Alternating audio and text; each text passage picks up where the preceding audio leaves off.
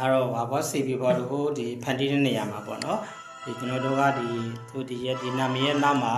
ဒီ underline တွေကိုဒီညက်ဖက်ရှက်မှာအညီဘယ်လိုထားမလဲဆိုတဲ့အချက်ပေါ့နော်ဒါကတော့ခက်လားဆိုမခက်ပါဘူးလွယ်လေးပါကျွန်တော်ဒီမှာကြတော့ကိုယ်နဲ့ပတ်သက်တဲ့အရှိလက်တဲ့အကုန်လုံးဒီမှာဖြည့်ထားတယ်နော်ပြီးလို့ရှိရင်တဲ့သူကဘာလဲဆိုတော့ကျွန်တော်တို့ကဒီနောက်မှာဒီမျိုး underline တွေထားမယ်နော်ဆိုတော့underline ကိုကျွန်တော်တို့ကဒီတက်မဟုတ်ပြီနဲ့အညီဒီညာဖက်ရှက်ကိုကျွန်တော်အညီထားမှာပေါ့နော်ဆိုတော့အရင်ဆုံးကျွန်တော်တို့ကဒီ control တွေနဲ့ဒီ server အကုန်လုံးကို selection ပြလိုက်ပါပြီးရင်ကျွန်တော်တို့ကဘယ်လိုသွားမလဲဆိုတော့ဒီ paragraph setting ဆိုဒီနားလေးမှာပြဒီမှာနော် paragraph setting တော့ခုရှိတယ်နော်ဒါကျွန်တော်ဒီထက်မှာ paragraph setting ကိုကျွန်တော်သွားလိုက်မယ်ပြီးရင်ဒီမှာ TABS tab 2တွေ့တယ်နော်အဲ tab ကိုတစ်ချက်လိုက်ပြပါ okay ဟုတ်ပြီဒီနေရာထိရောက်တဲ့အခါသိရမယ့်ချက်ကဘာလဲဆိုရင်ကျွန်တော်တို့ကဒီမှာtester position ဆိုတာရှိတယ်ကျွန်တော်တို့ကဒီ underline ကိုဘယ်နားမှာရက်မလဲနော်အခုကျွန်တော်တို့9မှာရက်မလားဒီ6မှာရက်မလားပေါ့နော်ကိုကျက်တဲ့နေရာမှာကျွန်တော်ထားလိုက်ရတယ်အခုကျွန်တော်တို့က6မှာထားမယ်ဆိုလို့ရှိရင်ဒီညမှာဒီနားမှာသူကဒီနားမှာသူက underline သူကအဆွန့်ဆိုရက်လာမှာနော်ဒီဘက်မှာသွားတော့ပေါ့နော်ပြီးလို့ရှိရင်လည်းကျွန်တော်ဒီမှာဟောပေါ့သူရဲ့ဒီဟောပေါ့ဒီဘက်ဒီမှာလေးပါတယ်နော်โอเค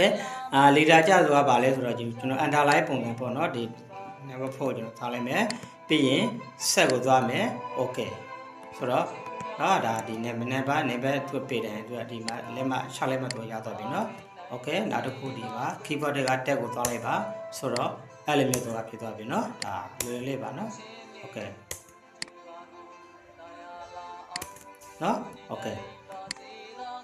အကုန်လုံးကိုကျွန်တော်တို့အဲ့လိုမျိုး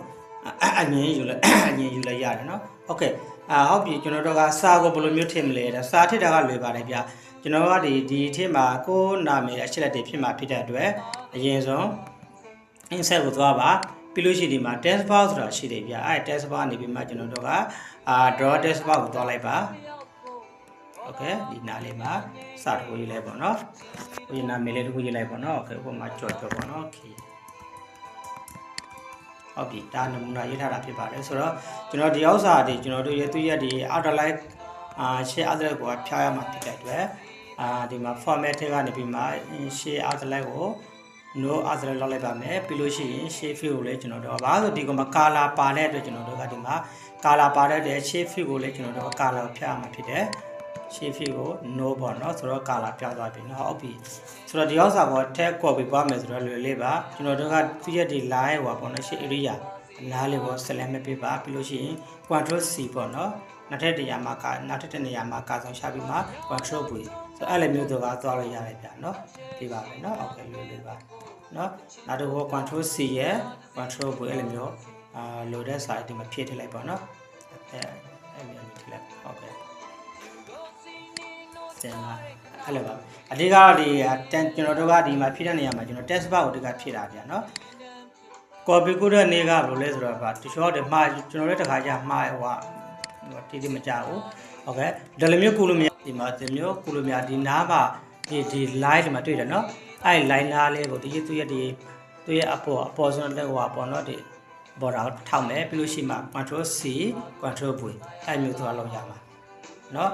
ဒီစာပဲထဲမှာမသွားပါနဲ့သူရဲ့ဒီ line နားလေးမှာထားပြီးမှ control C control V ကိုလောက်လိုက်ဆိုတာပေါ်ပြီးကိုလို့ရတယ်အဲ့ဒါပဲဆိုတာเนาะဒီပါပဲပြီးလို့ရှိရင်ဒီ color လေးဖြတ်ရမှာเนาะ color ဒီတက်ထိလို့မရဘူးအကယ်၍ကျွန်တော်တို့ကရှေ့ color ထိထိုင်တော့က color ဖြစ်နေမှာအဲ့တော့ရှေ့ color ကိုကျွန်တော် no fit နဲ့သွားတယ်outline ကိုကျွန်တော် no နဲ့သွားတယ်เนาะအဲ့လိုပါပဲเนาะโอเคဒါပါပဲโอเคเนาะဒီမှာ depth ပုံကတ်ရံကိုထည့်မယ်ဆိုလို့ရှိရင် insert ကိုသွားမယ်ရှေ့ထိကနေပြီးမှကျွန်တော်တို့ကဒီမှာdepth ပုံကိုရဲ့ password depth ပုံကတ်ဖို့တယ်ပေါ့เนาะပြီးရင်ရှေ့ဖိကို no color ဒါအဲ့လိုရပြတာပဲเนาะဒီလိုမျိုးဖြည့်လိုက်တော့ရပါပြီဒီကတော့ပြောချင်တာကဘာလဲဒီပေါ့ပါเนาะဒီအဓိကဒီ paragraph setting ပေါ့ဒီကဒီပေါ့ပဲအဒီပေါ့ပါဟိုထားမဲ့လက်မကိုဒီမှာရေးလိုက်ပြီးလို့ရှိရင်ဒီမှာ live ပုံတော့ယူလိုက် set ကိုထိုက်လိုက်တော့ရပြီเนาะ